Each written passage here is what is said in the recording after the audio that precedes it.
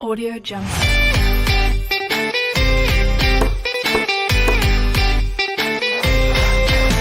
Audio Jungle.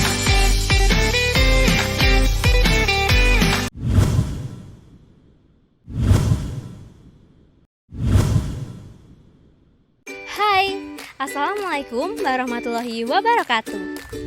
Perkenalkan, nama saya Anggi Agnes Putri, NIM 19505241011. Saya berasal dari kelas A, angkatan 2019. Saya adalah mahasiswi jurusan Pendidikan Teknik Sipil dan Perencanaan, Fakultas Teknik Universitas Negeri Yogyakarta. Nah, kali ini video ini dibuat untuk memenuhi tugas dari mata kuliah Media Pembelajaran dan Teknologi Informasi.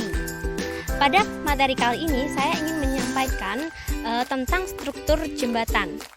Nah, sebelum masuk ke pembahasan utama, alangkah lebih baiknya jika kita paham akan apa yang dimaksud dengan jembatan. Nah, jembatan itu sendiri sering diartikan sebagai suatu konstruksi yang menghubungkan antara satu ruas jalan menuju ruas jalan yang lainnya yang terhalang akan adanya sebuah rintangan.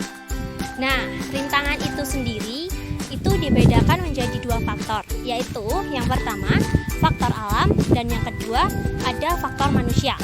Untuk faktor alam sendiri itu contohnya seperti laut, sungai, danau, rawa, dan sebagainya.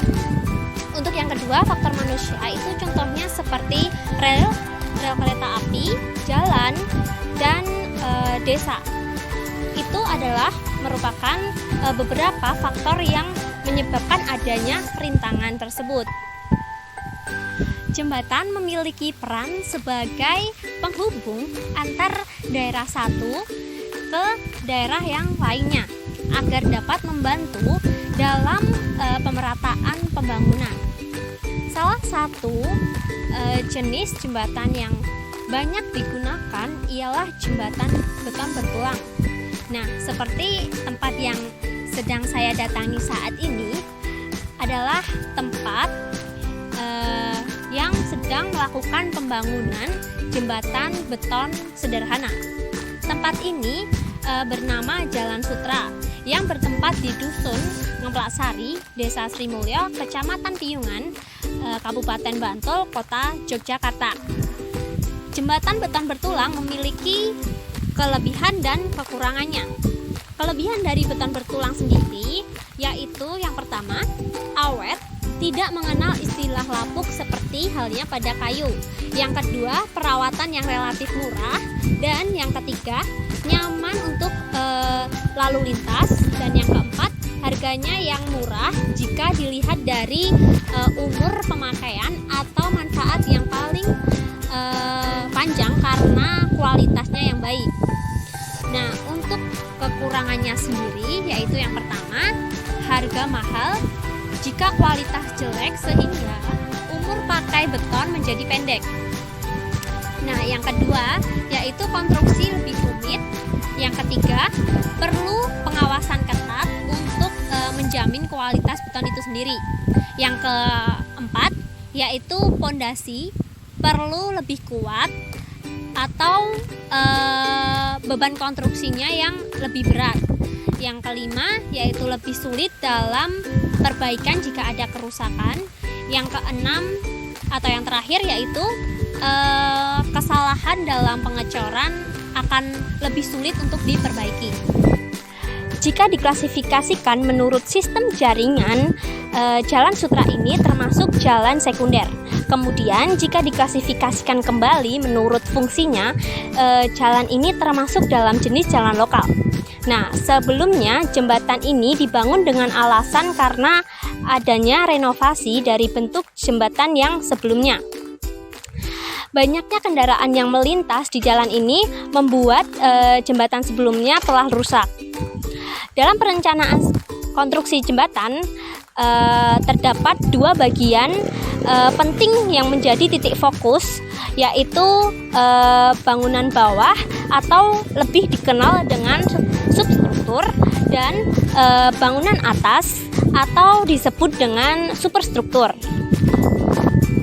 bangunan struktur bawah berfungsi untuk menerima dan menahan beban yang disalurkan dari pondasi.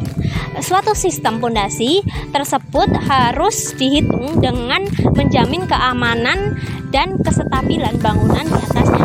Tidak boleh terjadi penurunan sebagian atau seluruhnya melebihi dari batas-batas yang diizinkan. Macam-macam dari struktur bawah itu sendiri terdiri dari yang pertama yaitu ada pondasi, yang kedua ada kolom, yang ketiga ada abutmen, dan yang keempat ada oprit.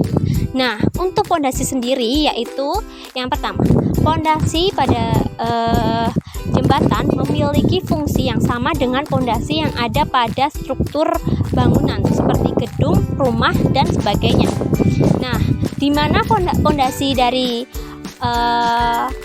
itu sendiri memiliki fungsi untuk menyalurkan beban-beban yang ada untuk disalurkan kembali ke tanah.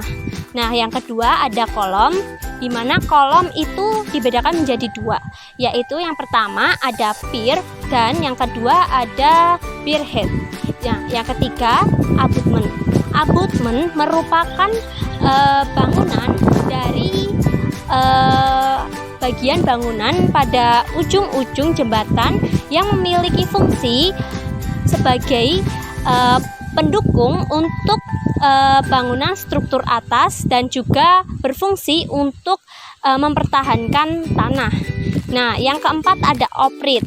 Oprit merupakan akses penghubung antara jembatan dengan jalan yang ada. Nah, untuk bagian struktur atas, jembatan memiliki fungsi untuk menampung beban-beban yang ditimbulkan oleh lalu lintas seperti orang, kendaraan, dan sebagainya. Bangunan atas biasanya terdiri dari plat, lapisan permukaan jalan, dan gelagar dari jembatan tersebut. Untuk struktur atasnya sendiri terdiri dari yang pertama, yaitu komponen yang berupa dek jembatan, bearing, dan equation joint.